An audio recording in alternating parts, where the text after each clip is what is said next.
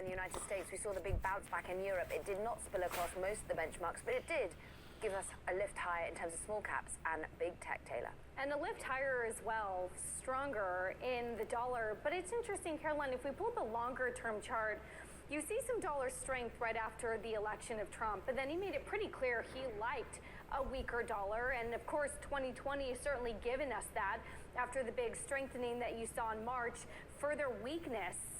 And it's interesting because then we got comments from Janet Yellen, the incoming Treasury Secretary, that she actually now prefers a stronger dollar, so reversing some of the policies that Trump has touted. For more on some of the recent dollar moves, let's bring in Suzanne Barton, our Bloomberg FX reporter.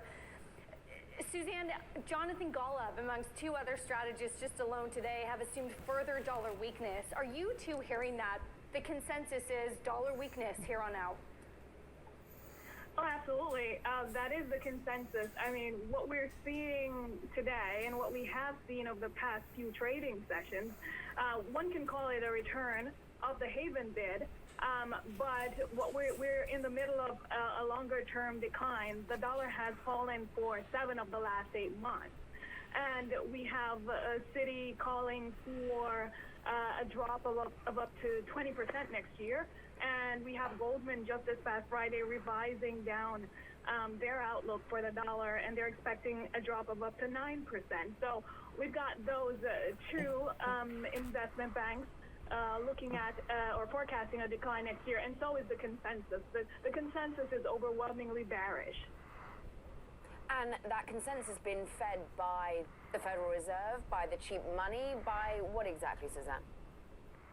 Well, absolutely. Well, that's part of the story. So with the Fed, at the most recent Fed meeting, Fed Chair Powell, of course, stressed the point again that he will continue to do whatever is necessary to support the economy for as long as that takes.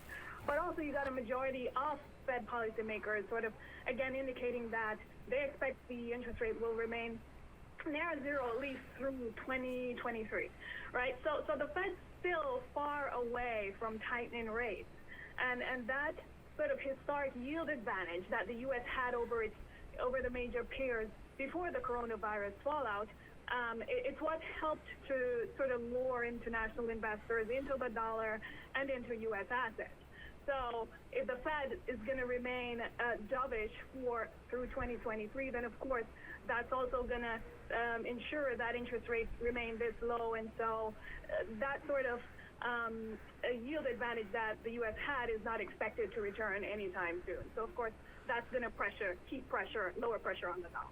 Outside the Fed, though, we've heard from incoming Treasury Secretary Janet Yellen, who we know used to run the Fed, and she had made some comments, I believe, yesterday or the day before, talking about preferring dollar strength. Are there tools that the Treasury can do to strengthen the dollar, or is it very much offset by the Federal Reserve's intervention, as you were just discussing?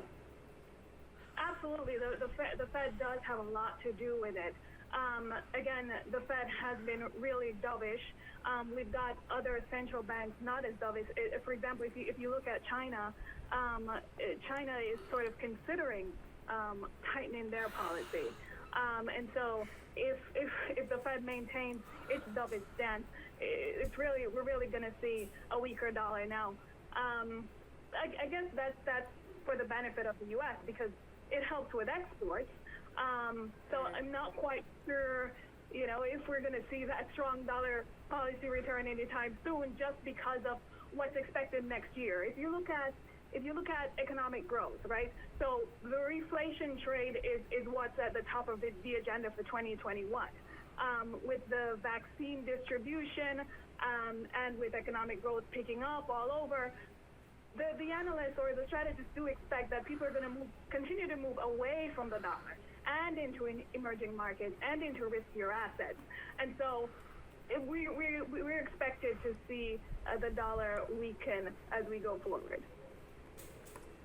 Suzanne Barton, come back. That was awesome. Thank you very much indeed. Bloomberg FX reporter, keeping all things on top in terms of King dollar for today, but not in the longer term. Meanwhile, we look at the number of US patients being hospitalized with COVID-19, reaching more than 115,000 yesterday. Now, it's almost twice as many as at any point in the pandemic, according to the COVID tracking project. Now, the data comes as a new variant of the virus emerges right here in the United Kingdom. In an interview with Bloomberg earlier, Johns Hopkins University senior scholar Amesh Adalja spoke about, well, what's at play in the pandemic with a new mutation. Have a listen. I don't think we know the answer to that right now. We know that all viruses mutate, and that this mutation seems to be very prevalent in parts of England, and there is some association in laboratory studies about this transmitting more easily. We don't know if that's what's going on in the real world. I think it's hard to make sometimes that leap from what happens in a lab to what's happening in real life, and there could be other causes for why this has become dominant. But even if it is more transmissible, that doesn't change what we do. It still means that social distancing, wearing masks, washing your hands, trying to avoid crowded and congregated places, that's the way that you beat this and any other coronavirus strain. The other issue is, there's no evidence that this is going to decrease the efficacy of the vaccines, and they're doing studies right now, Moderna and Pfizer, to see whether or not their vaccine is robust against this. I think that it's going to prove to be so. Vaccines induce a whole host of different antibodies, and it's not just one type of mutation. It takes a while to be able to evade a vaccine. So I don't think that this changes anything, although there is a lot of concern and we need to get some answers on it. We still should not panic about it. It feels like deja vu all over again, to quote Yogi Berra, when we look at the travel bans that are going into place, and then the questions around the efficacy of banning travel after probably the cat's out of the bag and the virus has already spread. What is the efficacy of some of these orders? Zero. I don't think that you're going to see any efficacy from these travel bans, because you have to remember that England and a few other countries do a lot of sequencing.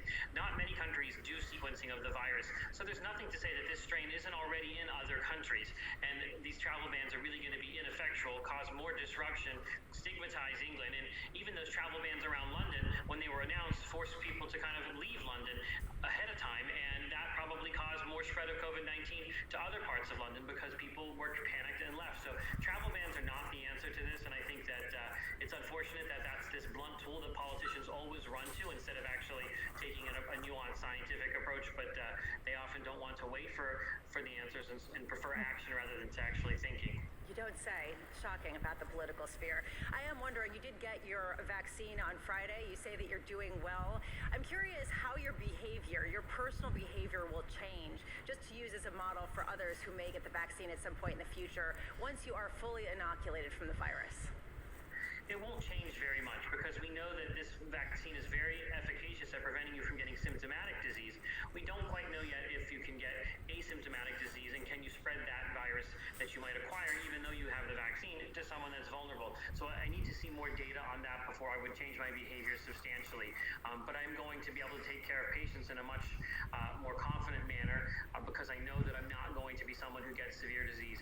And I think it's also something important that we see that this vaccine is the solution to this pandemic, and the more people that get it when their time is called, the better. Will we have an answer to the infectious aspect once we get the vaccine, that question in the near term? We should, because you can look at the breakthrough infections that occur in vaccinated people and then sequence the virus and say, is it any different? We know it's 90